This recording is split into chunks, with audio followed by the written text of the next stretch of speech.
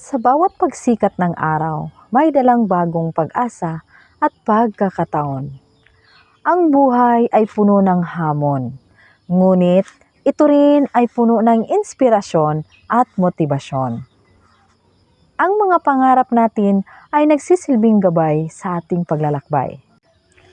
Kahit gaano kahirap ang daan, ang pangarap na makamtan ang mas magandang bukas ang siyang nagtutulak sa atin na magpatuloy. Ang pamilya, mga kaibigan, ang mga taong nagmamahal sa atin ang nagsisilbing sandigan sa panahon ng pagsubok.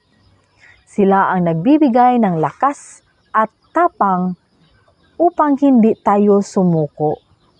Ang bawat tagumpay, maliit man o malaki, ay nagpapaalala na kaya nating lampasan ang anumang pagsubok.